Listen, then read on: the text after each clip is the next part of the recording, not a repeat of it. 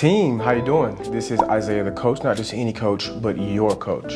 I teach individuals how to achieve personal freedom through financial, emotional, and business efficacy.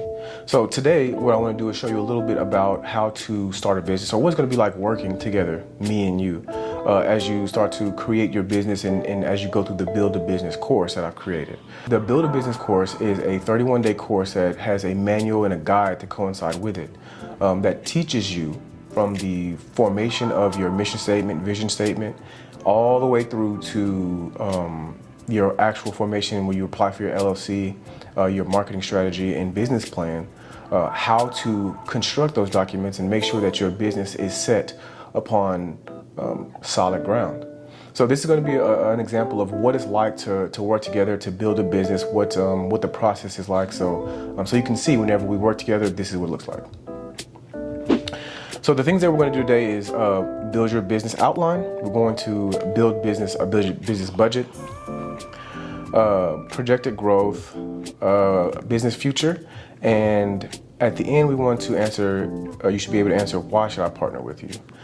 So we're going to set this up like we're trying to get ready for Shark Tank or something, like we want to make sure our business is solid, because whenever you start your business, there is no stopping it. I mean, you can, but it's bad for business, right? So we want to make sure that you have systems in place. I will preach this until I will die on this hill.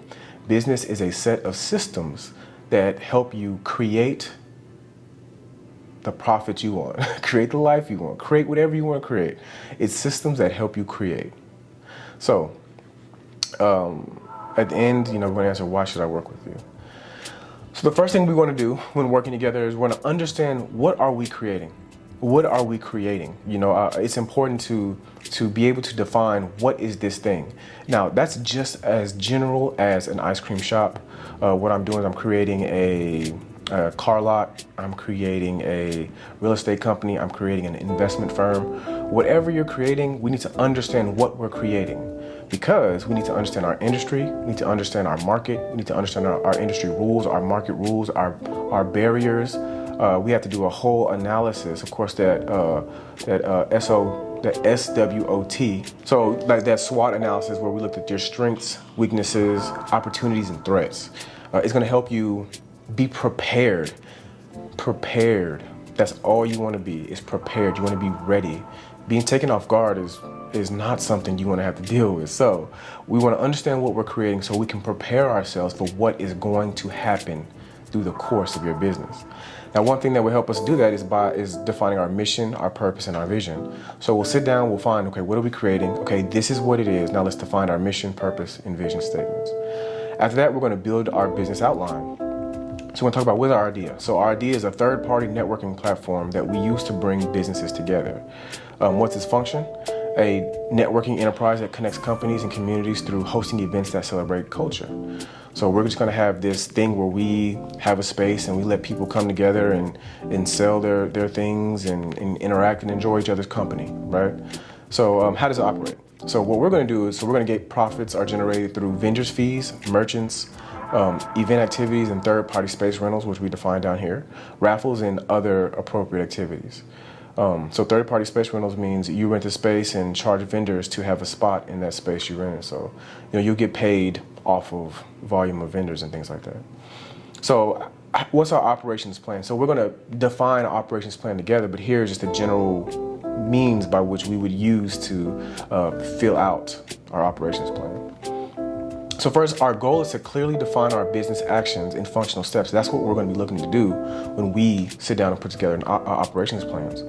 We're going to be making sure we have step-by-step roadmap to how to get to where we want to go, which here, this system, the operation systems, is just to be able to produce business, right? So a major point that I want you to understand whenever we create your operations plan is, yes, we're looking to create steps, but we're not going to be rigid on the steps. Sometimes step 1, step 2, step 3 correlate perfectly on paper, but whenever you're doing them, sometimes you need to go step 1, step 3, step 2. So as we apply it, we're going to make sure that we're doing what's best for the business. But when we're writing it down, yes, it's vital to have in black and white what is step 1, step 2, step 3. But keep in your mind that this has to be flexible. So our goal is to clearly define our business actions in functional steps. With this business plan, like we just spoke about what the plan is, our idea and things, we're going to go ahead and niche down right now.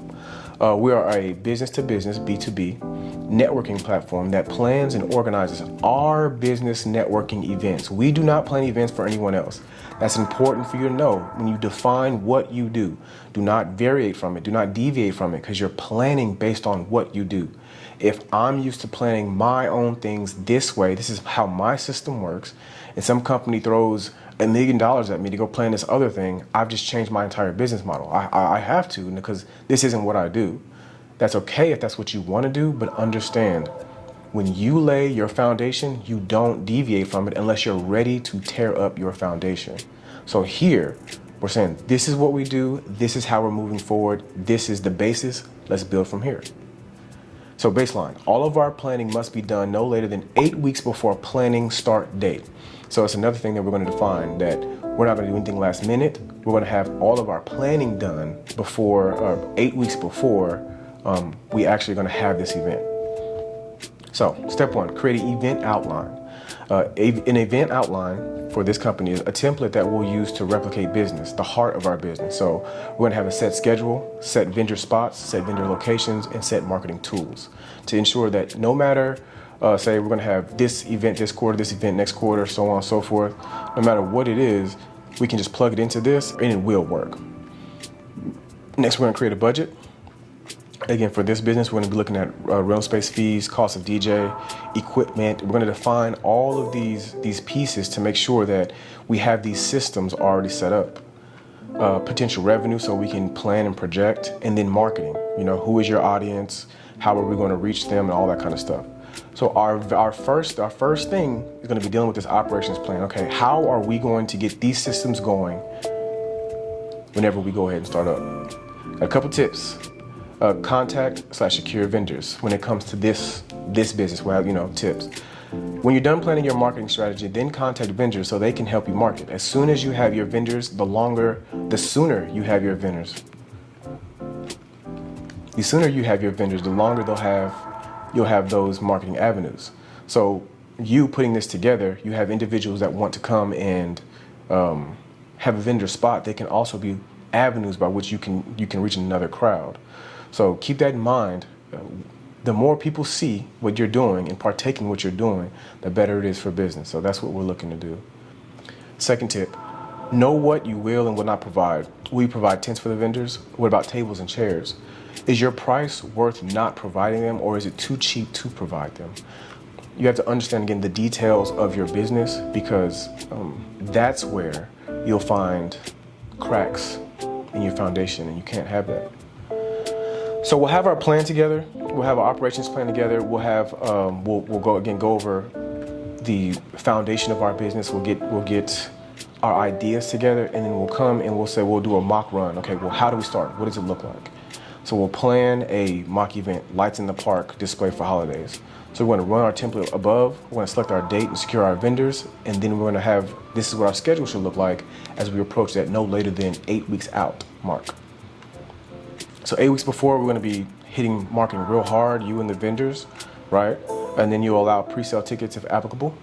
Then 7 weeks, you're going to start 2 marketing strategies. You want to make sure this depends on people coming. So you're going to make sure that you get the word out. Then 6 to 2 weeks before, and then 1 week before, and then day of. So we'll go ahead and plan all that out. Then again, we'll come to a business budget.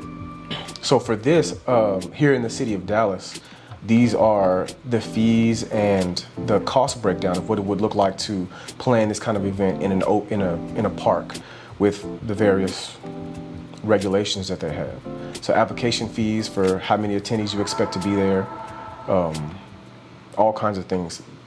The event rental is going to cost this much. If we provided the tents, it's going to cost this much. This is all the numbers of all the things that we identified as expenses. Make sure we're clear about it. Make sure we're clear about what the tent's going to look like, right? And typically here we would talk about, of course, profits and things like that. But this is just a mock, just showing you, okay, this is what we will go over. Appreciate projected growth. Our company can be an industry leader in providing small business opportunities to connect with their customer.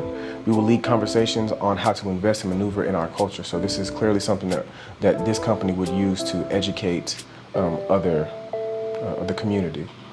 We go over your company goals, what future goals can your company have, and then we would deal with the long-term growth as well.